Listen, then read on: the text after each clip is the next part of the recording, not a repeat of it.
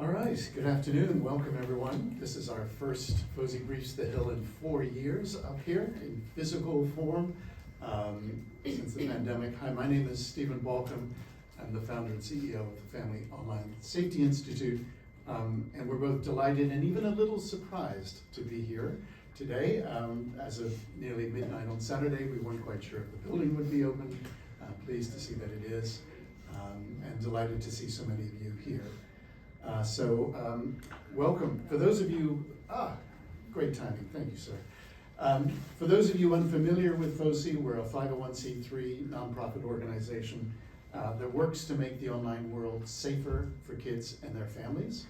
And we do that through what we call the 3 Ps of policy, practices, and parenting. That's enlightened public policy, industry best practices, and a project we call Good Digital Parenting. And today we're highlighting the latest efforts to pass online privacy and safety laws at the federal level.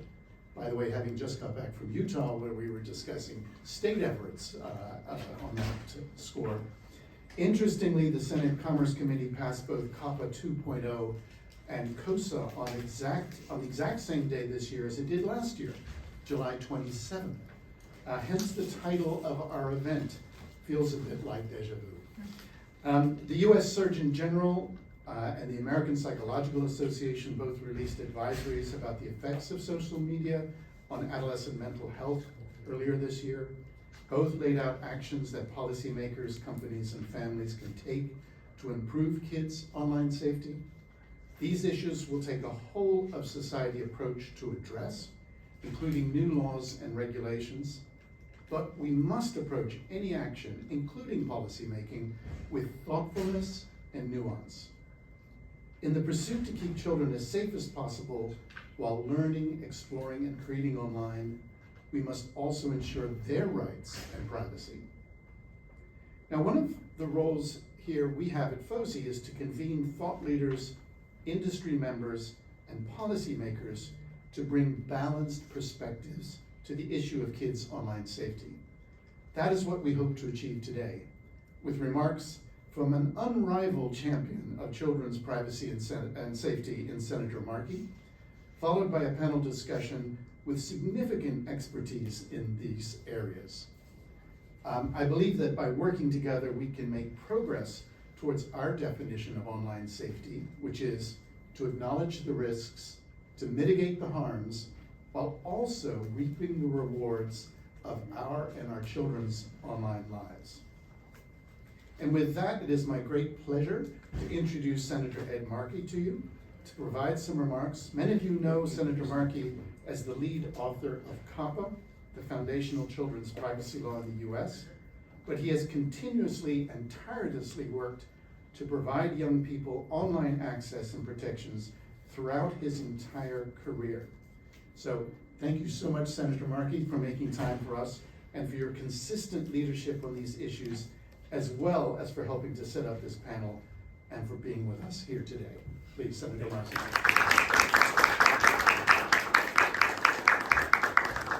Thank you so much. Really appreciate it. Thank you. Hello, and thank you for inviting me to join you today. Thank you to the Family Online Safety Institute for hosting this event with Stephen Balcom, founder and CEO of the Family Online Safety Institute, for your kind introduction. Much appreciated. And I want to thank my former staffer, Andrew Zach, policy manager for the Family Online Safety Institute, for moderating today's panel and your important work on these critical issues. Andrew started with me 10 years ago on my staff, okay, and worked on education issues and stayed many years. So I know how incredibly well-staffed you are in terms of advancing these issues. Protecting kids online has been a priority for me. In 1996, when the Telecommunications Act of 1996 was passed, I was able to build in an online privacy bill of rights across all platforms coming out of the House of Representatives. Over in the Senate, the big companies wanted to kill it, and they did. in 1996. In 1998, I came back, and I came back with Republican Congressman Billy Tozan from Louisiana. And I was successful in enacting the Children's Online Privacy Protection Act, which is still the Constitution for children's protections in our country. People just call it COPPA now, which kind of makes sense because in a way it is like a COPPA on the beat, making sure that that there is a policing of the way in which companies take advantage of young people and children in our country. A lot has changed since 1998, and our federal policy needs to keep pace. In 1998, only birds tweeted.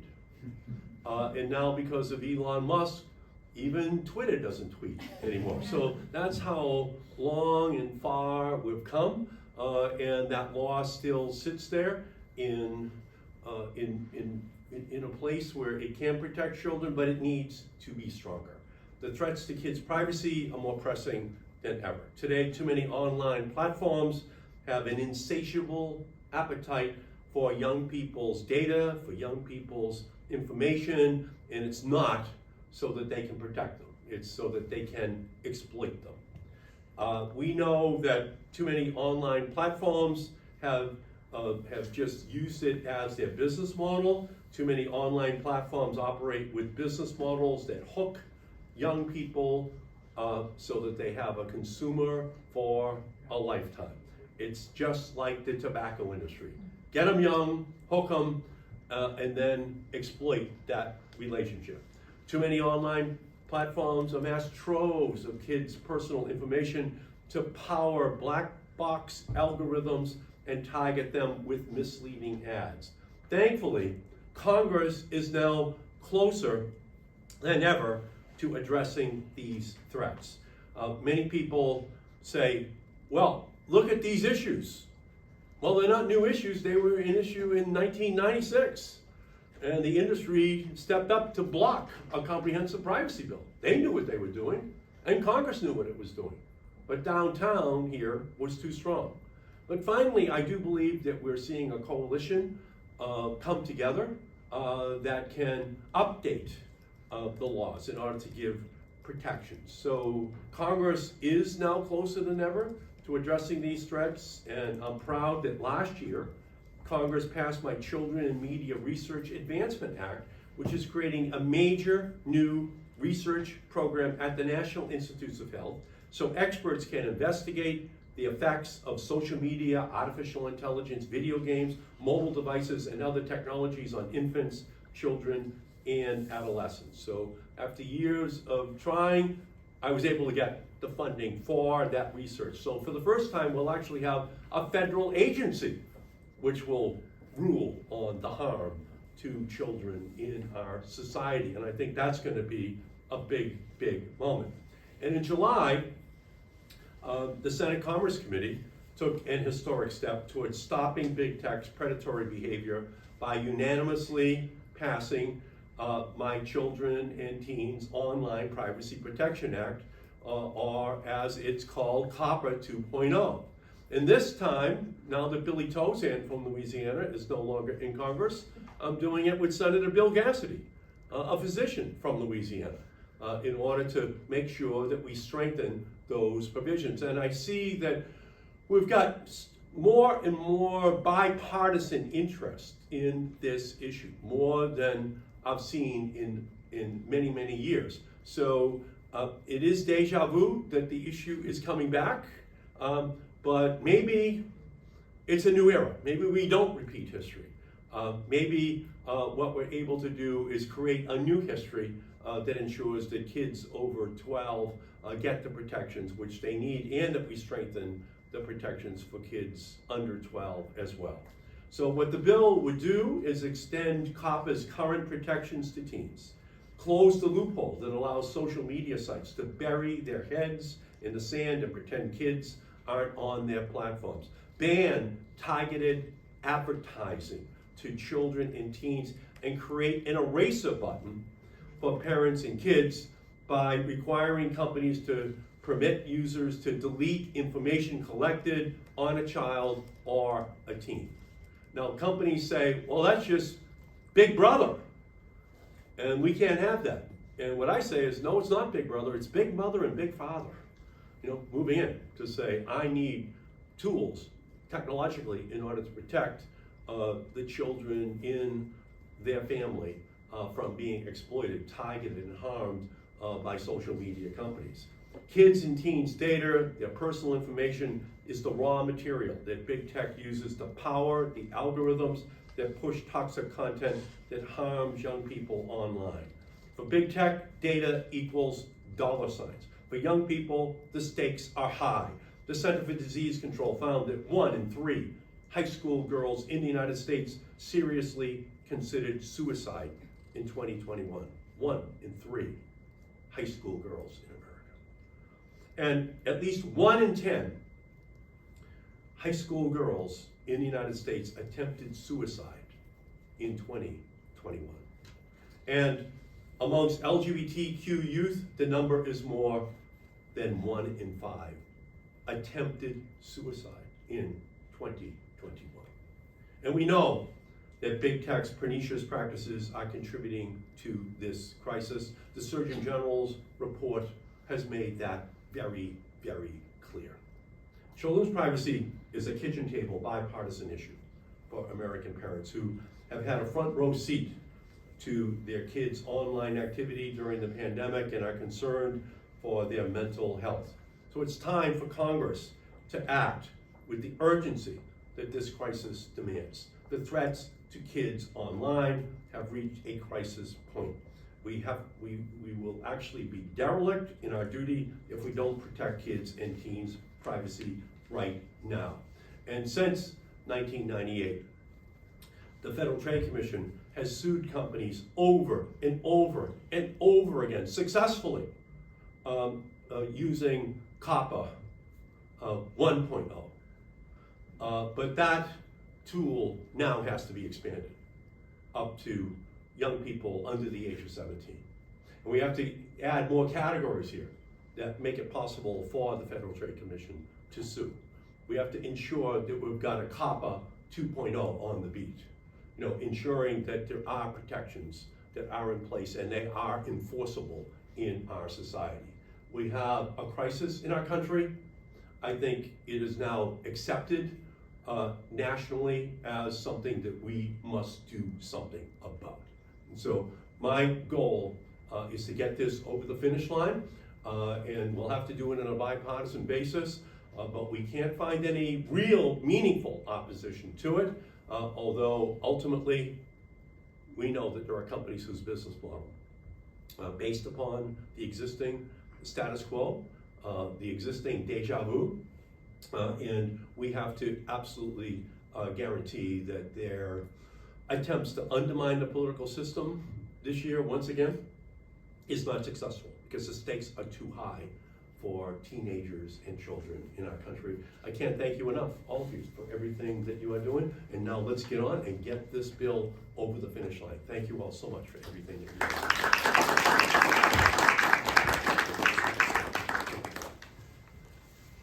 Ready? Yep. Here we go. Oh. Okay, beautiful. Thanks again. Thank you. Appreciate it. Thank you all. Thank you so much, Senator, taking time out. And thank you again for camera. We'd love to see the results of that. We haven't seen a single penny yet, I don't believe. We'll follow up with your office to make that research happen. Okay. Appreciate it. Thank Cheers. Right, okay. Well, you've heard it from the source. Now we're going to get down into some of the details where the devil lies. Not so much the devil, but anyway, we have to get into the details. But anyway, let me hand it over to Andrew to moderate this panel. Thank you, Stephen. And it's tough to follow Senator Markey, so I think we should start by reacting to him. So I would love to go down and maybe do a quick introduction, name and where you work, and first reactions to what Senator Markey said. So I'm Andrew Zach, Policy Manager at FOSI, and I will turn it over. Yeah, hello everybody. My name is Katarina Kopp. I'm with the Center for Digital Democracy. The predecessor of CDD was the Center for Media Education, which led the campaign to pass COPPA, the original COPPA 1.0. So we've been at this for a long time and observed this space. If you want me to respond Yeah, to some that? reactions. Yeah, so I mean, we completely agree with the senator that children and teens and our families are facing an unmitigated mental health and public health crisis. As he mentioned, the recent Surgeon General's report and many other reports, document that social media poses a risk of harm to the mental health and well-being of children and adolescents. And it is really the unregulated business model of surveillance marketing that has gone rogue for the last 25 years, which is the last time when we passed a bill in this space. He pointed out, how much social media use is pervasive. 95% of youth, ages 13 to 17, for example, using social media platforms, with more than a third saying that they use social media almost constantly. The influence of social media on youth and mental health is shaped by many factors. Chief among them are the amount of time they spend on the platform, the type of content they're exposed to, the activities and interactions social media affords them, and the degree to which it disrupts activities that are essential for health, like sleeping and physical activity and social interactions and all the things you want to do with your family and your friends outside of being online. And I think Frances Haugen, when she testified in front of the Senate, really identified one of the key drivers, which are the engagement-based rankings of the algorithms that really are optimized for engagement and lead youth and kids to stay online longer than they want and expose them to content that they did not ask for. And social media platforms are profoundly incentivized by the astronomical profits they garner from personalized and targeted advertising. And so really we agree that it's time for regulators and Congress to let this, that this has gone on for too long and that they need to intervene. And we agree with the Senator, this is a privacy issue, but it is also a design issue, so that's why we're also here today to talk about safety. Both go hand in hand and we need to pass both. And that's, for it. First round. Thank you. Yes. Hi everyone, I'm Mike Pappas. I'm the CEO and co-founder of a Boston-based company called Modulate. I suppose in Senator Markey's parlance, we'd be an example of big mother or big father. We're an AI tech company that helps online platforms more effectively moderate everything from hate speech and harassment up to the truly insidious things like child predation, violent radicalization that happens on their platforms, while still maintaining a sort of effective privacy shield for all of those users. I think a lot of what you'll hear me talk about today is a little bit of the industry perspective. I've had the fortune to speak with many of the largest platforms that are going to be impacted by these bills, heard about some of their hopes, heard about some of their fears, hope to be able to represent that to you all. But I think to what Senator Markey was saying, there's not really concrete pushback on the spirit of these bills. The fears are simply around, for lack of a better term, throwing the baby out with the bathwater. I think there's a lot of good value that we get from a lot of these online platforms, especially as we start to break down into the nuances between something like a social media poster board versus an online platform like a game where you're socializing with a smaller group of your friends, where we've seen really profoundly positive mental health impacts from some of those online spaces as well. So I think it's really important for us to understand those nuances and make sure that as we are combating these harms, we're making sure we're still leaving opportunity for all of the blessings that we get from these online spaces as well. Great. Hello, I'm Donna Frazier, Senior Vice President of Privacy Initiatives at BBB National Programs. We are a self-regulatory body overseeing both advertising and privacy practices. One of the programs that I run is KRU, the Children's Advertising Review Unit, which was the first FTC-approved COPPA safe harbor. I'm not sure I can be completely unbiased, only because I've been running COPPA safe harbors for almost 20 years. So they have employed me, the law has employed me, and kept me busy. But I don't disagree with what Senator Markey was saying. I think the missing piece, and obviously I have some bias here, is the self-regulatory piece. What oversight of industry can and should look like. The history piece that's missing here in the legislation of COPPA is that in 1996, KRU, in doing its oversight on advertising, started to discover on websites the data that was being collected in ads, and put together their privacy online guidelines, which really became the impetus and the starting point for developing COPPA. So we've been in this space for a really, really long time from day one. And you know, the FTC, yes, has done several cases over the last 22 plus years. KRU has issued, and we in our oversight of industry, we open investigations. And if companies do not comply with our findings, we have the ability and have done so to refer the case to the Federal Trade Commission and/or State AG. One of our largest referrals was to the FTC on TikTok in 2018. And in 2019, the FTC found them and agreed with us that they were in violation of COPPA. But we have done, since 2001, over 225 COPPA cases. So our oversight is rigorous. We continue to beat the drum. And part of our role, again, and I think similar to FOSI's role, is really to educate industry. So I don't disagree with the impetus that who doesn't want to help children, who doesn't want to protect children. I think we need to figure out, you know, not just how we do this, but actually how we educate in the process as well. Thank you. And we'll transition to safety, which is our real wheelhouse as an organization, but since we're talking so much privacy, we'll stick with it for just another question about diving in a little deeper to COPPA 2.0 in terms of either there's things that you maybe love that are in it or things you maybe want to change or improve on somehow. Would love to open that up, and I'm happy to weigh in some FOSI thoughts as well, but it's kind of open to all panelists. Yeah, I mean, as the senator said, it finally covers teenagers under 17. They have been exposed, you know, today if somebody turns 13, immediately they're treated like an adult, and we as adults know that that's already problematic, so let alone, you know, somebody who's, you know, really vulnerable from, as we know, from developmental perspective. So that's key. The ban on target advertising, I think is very important. We believe that that's one of the drivers of the space that leads to the harm. So, and we've seen the Europeans, for example, have identified this as a problem as well. So, COPPA is not sort of alone in this space. I think what the senator referred to, or what's known as the as a knowledge standard in COPPA, has been updated, meaning that a company can, you know, is less likely to be able to claim that they don't know that they're dealing with a child or a teenager. We still think there are some things we want to change on the knowledge standard as it's written right now, especially in the rule of construction. There's maybe technicality here, but this is a huge improvement. And it will make it easier also for the Federal Trade Commission to go after the companies who are in violation.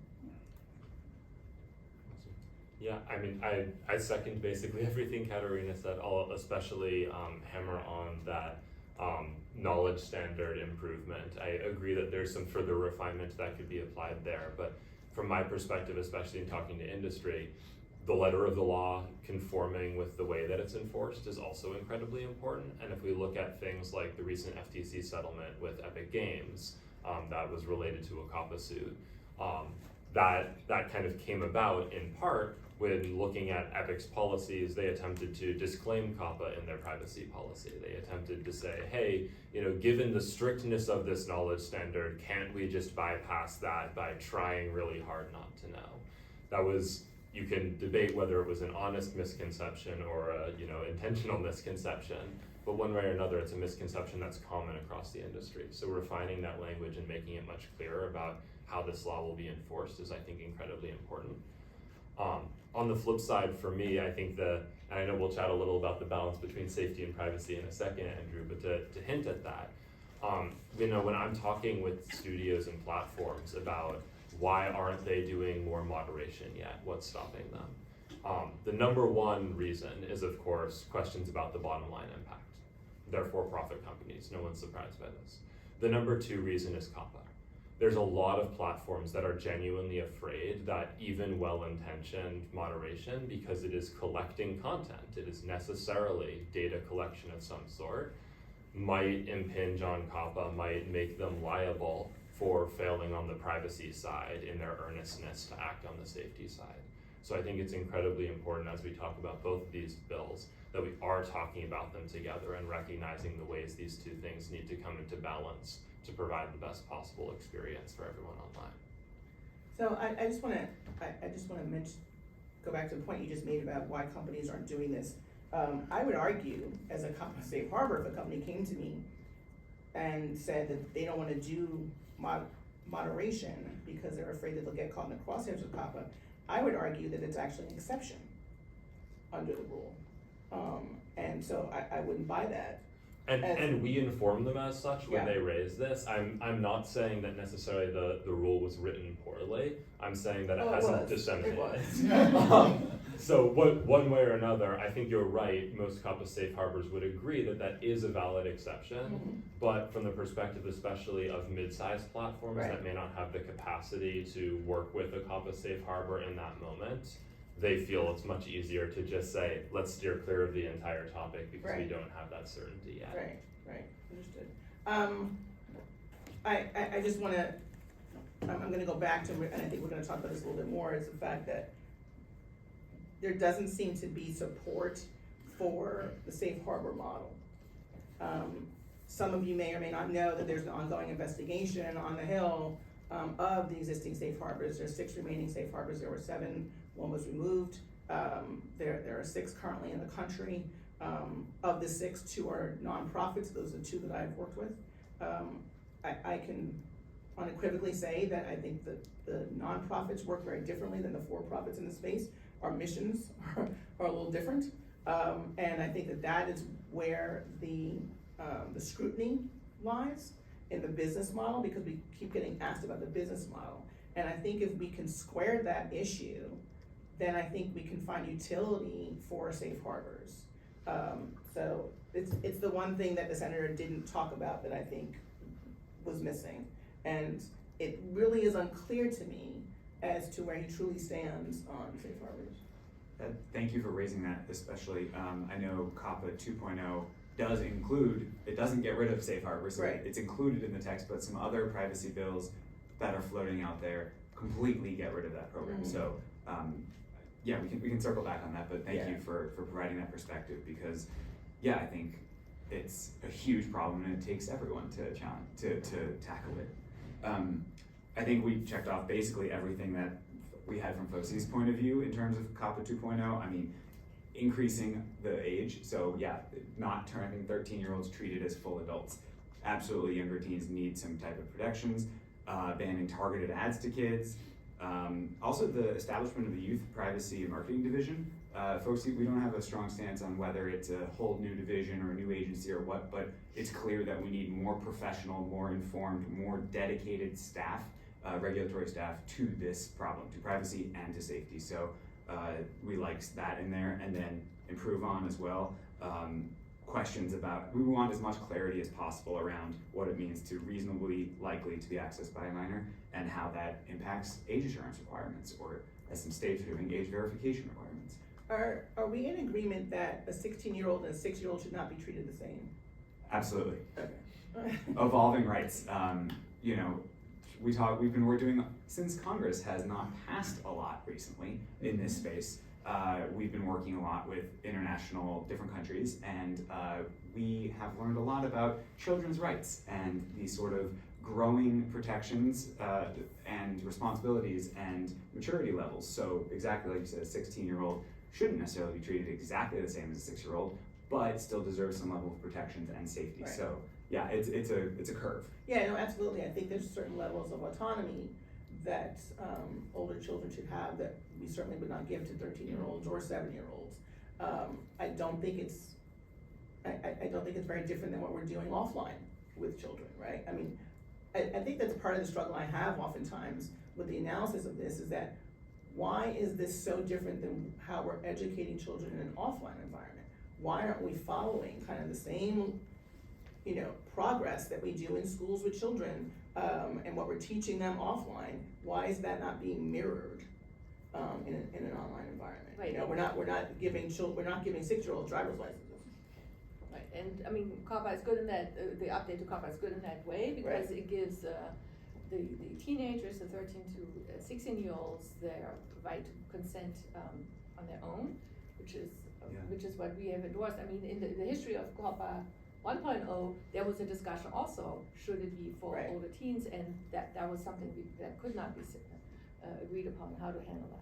Totally, and we point to these types of bills, COPPA and KOSA, as at least differentiating child from minor, like you just said, so that, because there are some other bills and laws out there that don't, it's just everyone under 18 is treated the same, and we don't think that's enough nuance.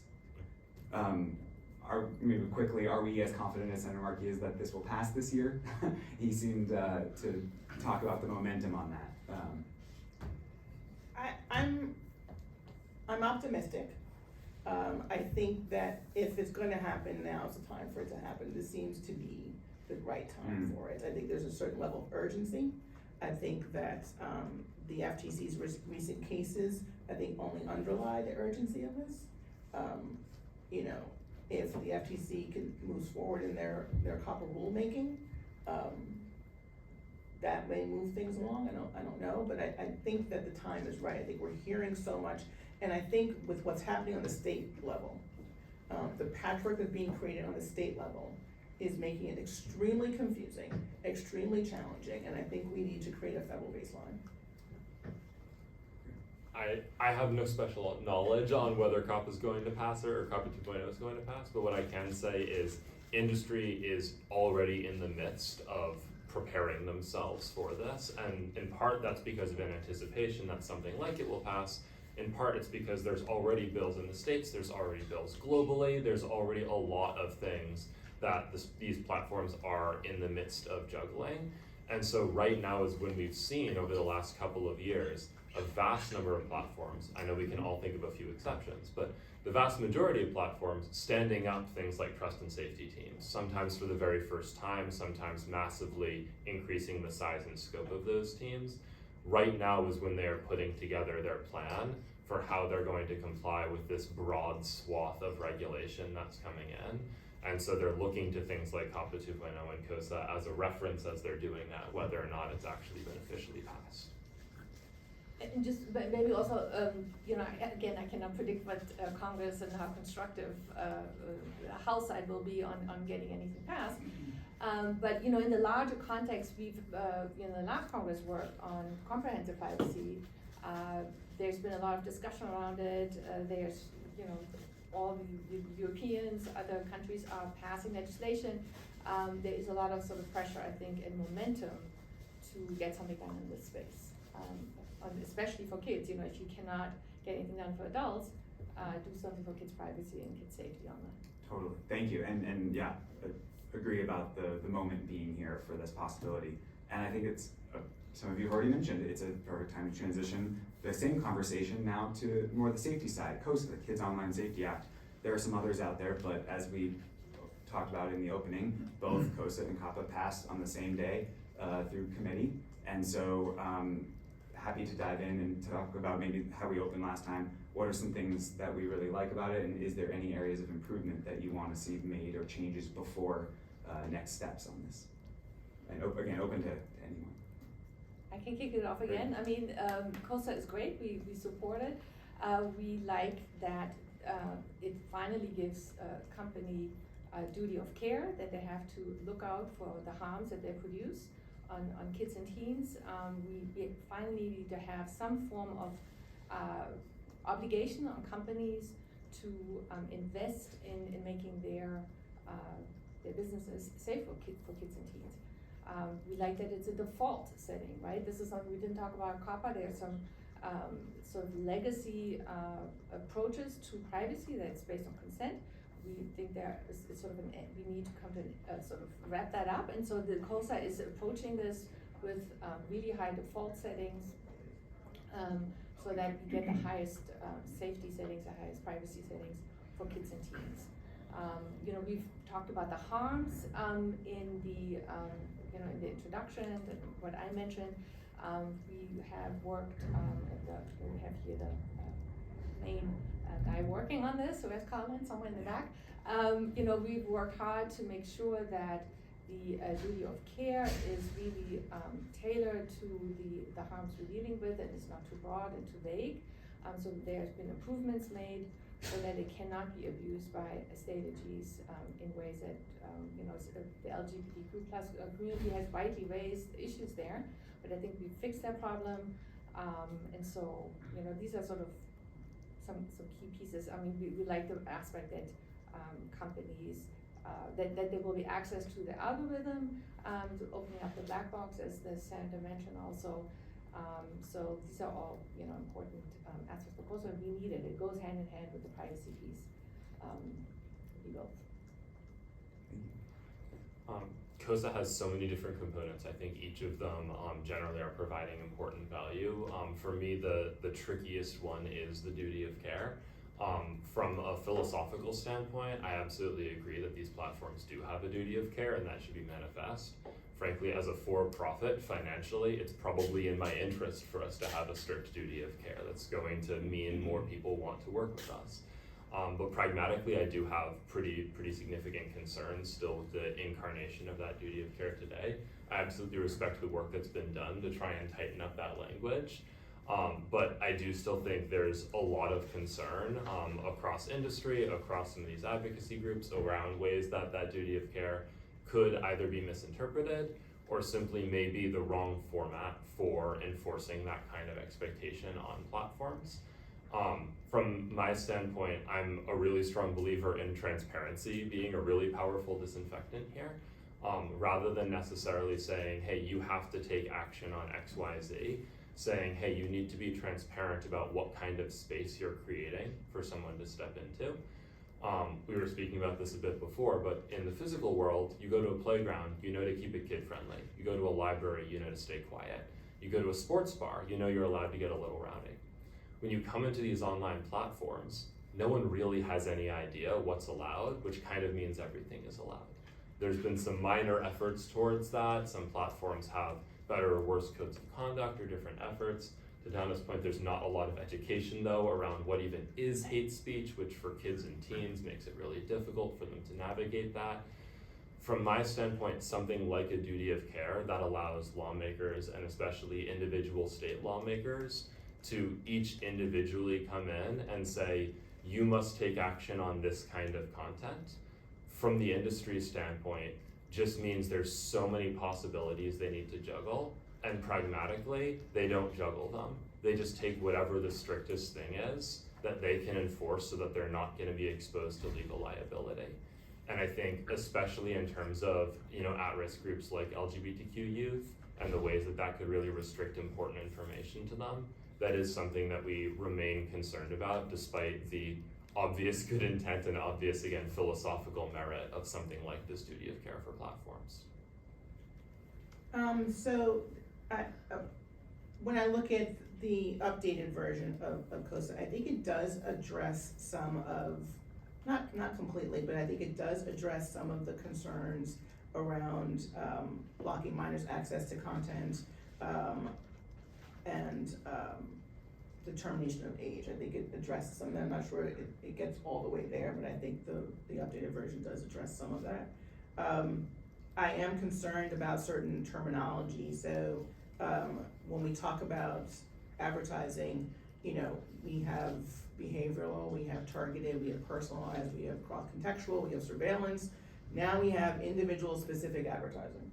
I think we need to come up with, Thank the industry for that. Exactly. I think we need a certain taxonomy that everybody can kind of agree to and understand. And also, express affirmative acknowledgement versus what we've known as consent. Consent is now a term of art that everybody in the industry understands. I'm not sure exactly what express affirmative acknowledgement would look like, and I'm thinking about this from an implementation standpoint. What that looks like that's different than affirmative consent, what everybody calls consent. So those are things that I'm looking at. I do like parental tools.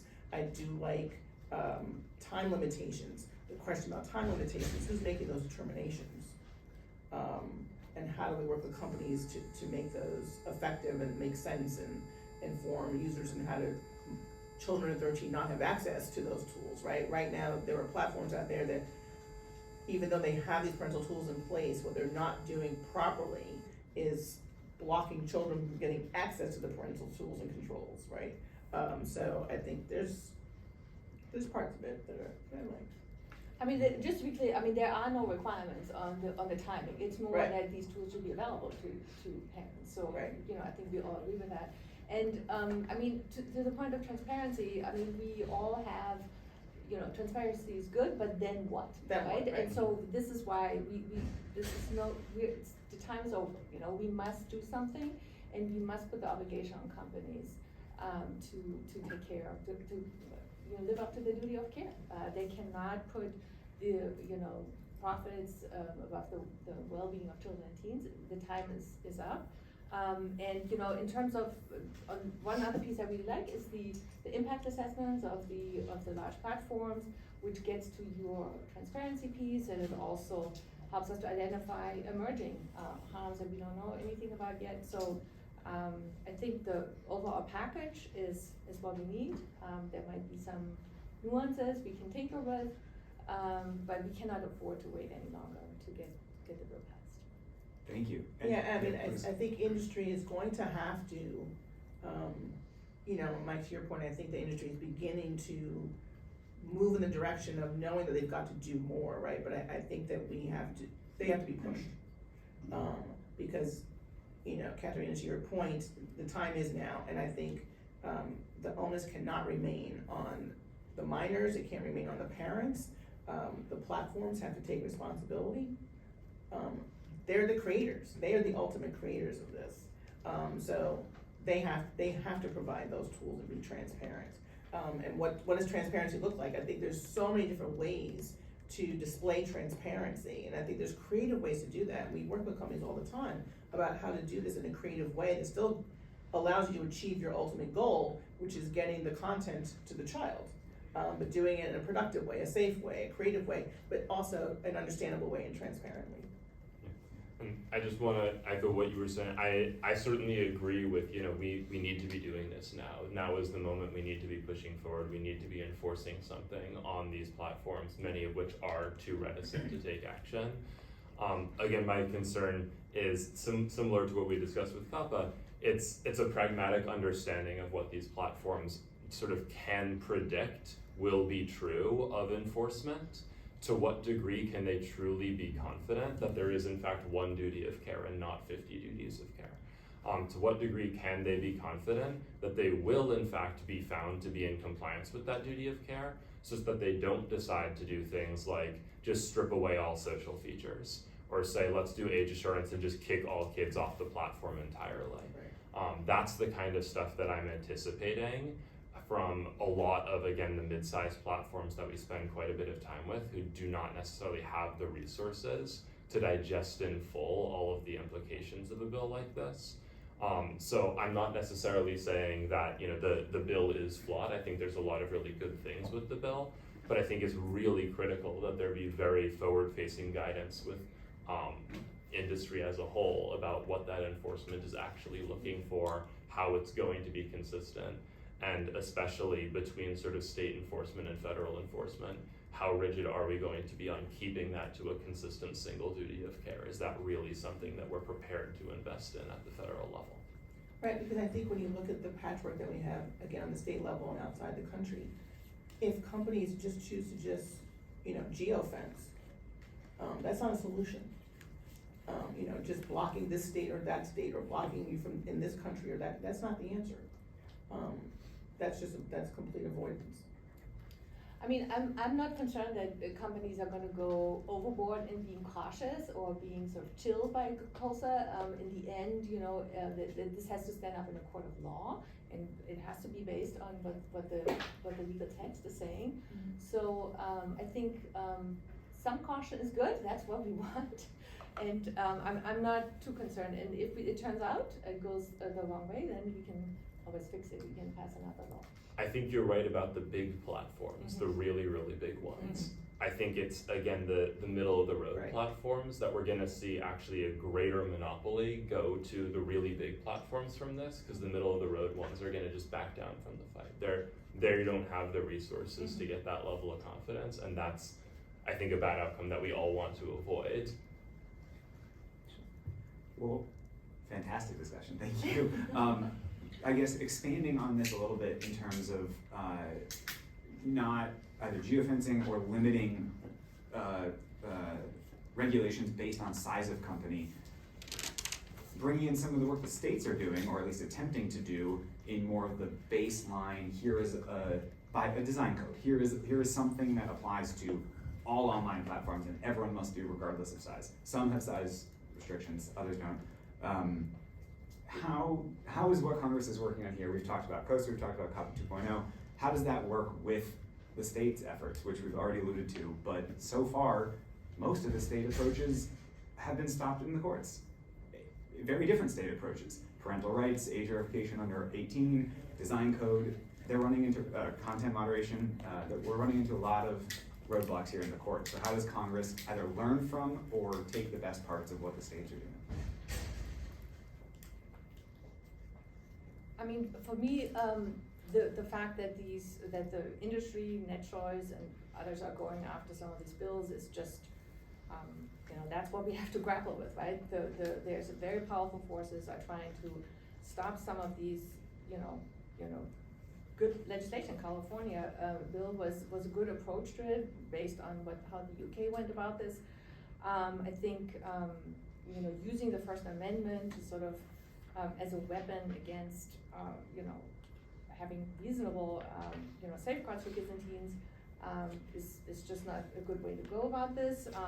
I don't think KOSA is in danger, for example, in this regard, to be, having a sort of a First Amendment challenge. But I think we need to watch out for that. I think that the courts are going to be used, to really basically, if you follow the logic of the California decision, we can't do anything online. Everything will be then coming under the First Amendment threat, and hopefully the courts will sort that out.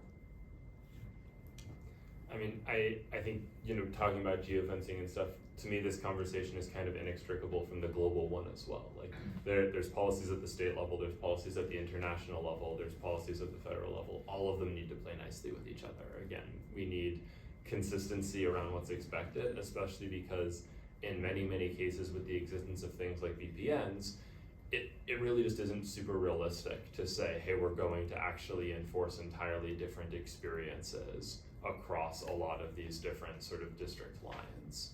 That's not something that is very technically achievable anymore. You can put together certain kinds of geofencing in certain kinds of ways, but it ends up being very clunky and costly. And again, what we're seeing from most of these industry players is that they're trying to look across everything and figure out how do we turn that into a single unified mandate, a single unified strategy. So I think most of my comment would be, the more we can help with that and create kind of unity between all of these things, the better. The other point that I'll just make, which is maybe a bit pedantic, but you mentioned sort of content moderation laws from the states. From my perspective, I don't think we've seen much in terms of content moderation. I think we've seen platforming laws that are saying, when can't you moderate content, which is very different from something like KOSA that is saying you should moderate content. So I think it's worth making a distinction between those two types of laws and the way we're talking about it as well. Can I just jump in here? KOSA does not say you should moderate content. This is a legislation that addresses the algorithm, right? So it doesn't address what kind of content. It addresses the harms, and it talks about the algorithm, and so, yeah. I would argue the manifestation of the duty of care is some amount of content moderation, but you're right that it's not written into the law with those words. Yeah, and I think that's important in terms of sort of legal challenges also. Right? Yeah, given that I'm being pedantic, you're Yes. right to correct me. Andrew, I think you're talking about a gap that part of what we do at BBB National Programs as a self-regulatory body is try and fill that gap, right? Where either we're waiting for legislation, we're waiting for proposals, or we just know that something needs to happen, right? And we we talked about, our TAP roadmap, our Teenage Privacy Program roadmap, which really is, we develop these tools to give to companies so that when they are creating product from inception, we talk about privacy by design, we talk about advertising by design, but this is really when you start even thinking about design, what are the questions that you need to ask? And we created this document to really work backwards from the harms, identify all the harms, and then say, okay, if it's your desire to find out the age of your user, what do you need to do in order to avoid the harms that we've indicated that map to that policy, that business policy? I think finding ways to get this in the hands of companies so that they begin to really understand that this is about process from the very beginning. It's fascinating to me that 20 plus years in from COPPA, we're still having conversations with companies who come to us with product that is live, and now they want to talk about privacy. Now they want to talk about safety, and to have to re-engineer product. I mean, it's fascinating that we're still having these conversations, which goes to the larger issue about just educating industry. It's educating every prong of this, right? It's the children, it's the parents, it's the platforms, it's everybody needs to be informed and educated. And that's the piece that is missing. Thank you. Absolutely. And so for people who haven't seen it, that's the TAP roadmap, TAPP. And as we talked about previously, it's pretty impressive in that companies like it. The UK's Information Commissioner's Office, the ICO, that enforces their age-appropriate consent code, likes it. So if you're bringing all those people together around something, it's pretty special. So thank you. I'm having a great conversation here, but would love to invite everyone else into it and open up to some questions. I know we've got a lot of different people in the audience, so we can be specific and talk bill text, we can talk broader trends, expand on anyone else's experience. Would love to open up to questions if anyone has them.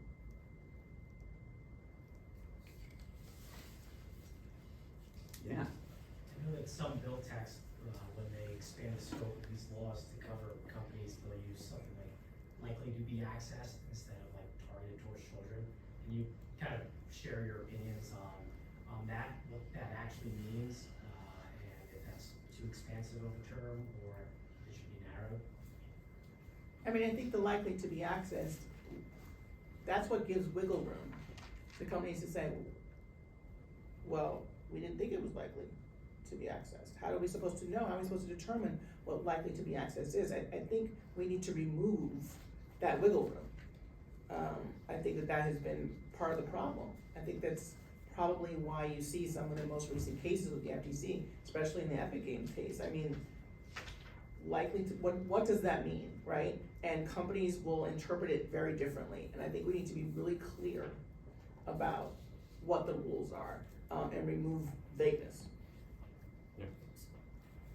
Yeah, I mean, just the importance to understand that we had an actual knowledge standard in COPPA, and that has been a problem for enforcing COPPA, because then companies can claim, I don't have actual knowledge, you might, and it's difficult to prove it, that you have actual knowledge. So by moving to this reasonably likely to be used by children standard, you broaden the ability for the FTC or the courts to enforce it, right? Because companies cannot say, I had no idea, but for an outsider, it would be reasonably likely that you knew that where children and teens were on your platform. And of course, it will be then litigated what that exactly means, but it gives the children and teens a better chance to be protected online. I generally agree. The more clarity, the better, for sure. I do think also this is a step in the right direction towards clarity. This is definitely helping. I know there's some platforms that look at that and just say, pretty much everything is likely to be accessed by some child sometime. So there's one perspective that kind of language is basically saying anything that's not strictly age gated. For some legislation, that might be the right thing. It might just be appropriate for us to say, yeah, that's in fact what we're asking for. In other cases where, someone coming in and using their parent's account or quickly jumping into something that they don't really understand, but it's a rare enough instance, maybe we do want to leave exceptions for that. But I think to get into that level of granularity, we'd have to talk about each of the individual expectations of these and other related bills. I don't think you can really say at a bill level that it's a good or bad one, other than just being more precise than what we had before, which is a move in the right direction. I mean, I know that in talking to companies in the publishing industry, for example, they find that language troubling, because someone who's 13 or 14 may be doing research on the New York Times or the Washington Post, likely to be accessed? Is it? Possibly, maybe. Should this law apply to them? So I know that they have a lot of concerns about that language. And that's why it's important also to have the FTC involved in this and to, through rulemaking, develop some guidance what this actually means, and through COPPA 2.0, we can still do that. That's exactly what I was going to point out in that I've already mentioned the ICO, but they have had an iterative process and a cooperative process with companies as they've been implementing their age-appropriate design code and defining what it means to be likely to be accessed by a child. They've done research, they've issued guidance, and been really cooperative in working with companies, and so we'd love to see that from the FTC or whoever is fully enforcing whatever exact words get passed. Would love to see that. I also just wanted to add as a plug for FOSI, like age assurance ties into this really deeply, and FOSI has done some excellent work in researching and putting together content around the different methodologies for age assurance out there, and trying to bring together a lot of folks from industry to kind of get a more cohesive understanding of what that kind of thing could look like. Thank you for plugging FOSI, and I'll also add the conversation could also take place in another part of KOSA, the Kids Online Safety Council. That is a great idea, and bringing in more youth voices, family voices, expert voices, medical voices, regulatory voices, all of it. We love to continue that conversation and iterate as we go. We're time for one more question. Oh, sorry. If you want to wrap up. Nope. We can. So I'm kind of curious, gentleman raised a point about one standard versus 50. I think KOSA doesn't currently have preemption. COPPA, Ninth Circuit sort of raised some questions about whether it's preemptive or not. I'm kind of curious from the perspective of the role of preemption in the federal bills. Yeah, I mean, from my standpoint, again, I'm thinking of it not necessarily from the literal sort of text of anything here, but from how can industry members trying to make a prediction about what's going to happen feel confident that there is kind of that 1 versus 50. So preemption is one of many possible signals around how that decision is actually going to be made, how that interpretation can look. I'm not going to give a sort of strict we should or shouldn't there, but I think the more that we can give that clear signal, if we are going to be able to live up to there being one clear standard, that's going to be really valuable. I mean, I think preemption is one of the key issues that still needs to be resolved. From my organization's perspective, we would like the approach that, if the states have more protective or, stronger safeguards in place, that those should prevail. But as we know, politics is very contentious on this issue, and I think the parties are negotiating that, and we hope that we can come up with a compromise that works, so that we have in the end effective safeguards for kids. Well, I think the final question I always ask is just for 30 seconds, in 30 seconds each, what is the one major thing you want the audience to take away from this discussion today? I know it's hard because we have a very wide-ranging conversation, but if there's one final point to put on emphasis on. So I'll start. I did mention it earlier, is that I wish that these bills would have a component of funding for education, to create a curriculum in schools, good digital citizenship. We talk about stranger danger with kids at 5 years old or 4 years old. We should talk about that in an online space. These should not be separate conversations, and I know that FOSI does that in their work all the time. But I think having federal funding for education, not just for parents and children, but for industry as well. I think that there needs to be some real funding behind this, because these bills actually can be meaningful, but how do we execute? And I think there just needs to be more education about this. kind of echoing stuff I've been saying before, the consequence of the law is not the text of the law. It's the text of the law plus every other law, plus the environment that we're in, plus other international and state level things, plus how well people can predict enforcement, how well people can predict interpretation.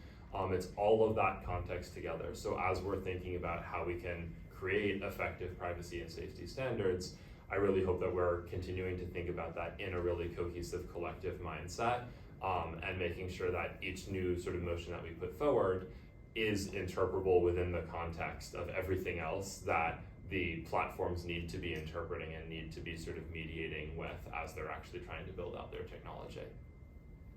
Yeah, I mean, there's no time to waste. We need to pass these bills.